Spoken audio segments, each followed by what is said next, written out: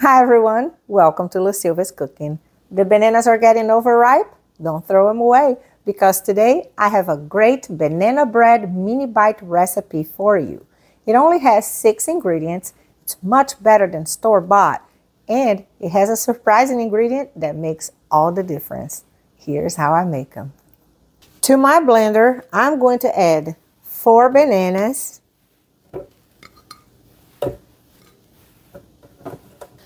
1/3 of a cup of canola oil,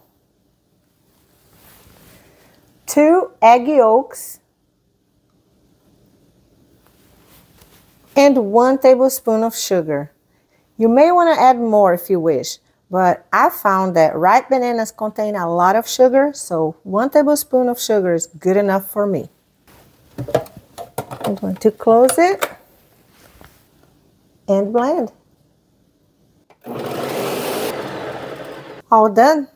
I'm going to transfer the mixture to a glass bowl.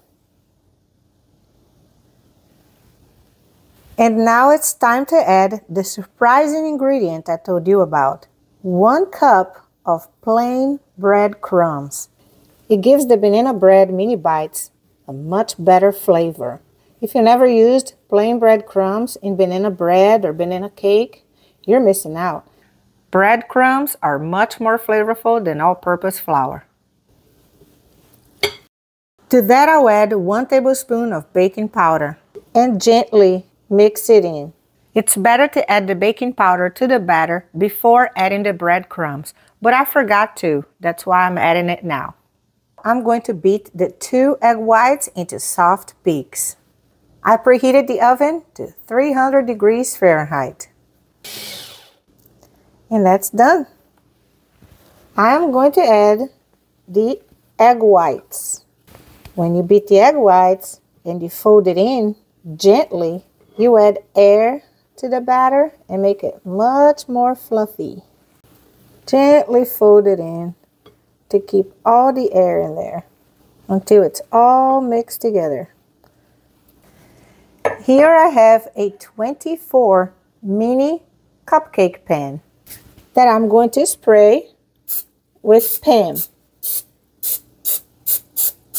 You may use melted butter or soft butter. I like Pam because it's just quicker.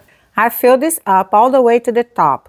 The banana mini breads are going to puff up a lot in the oven and actually look like mini banana muffins. Whatever you want to call them, they're moist and absolutely delicious.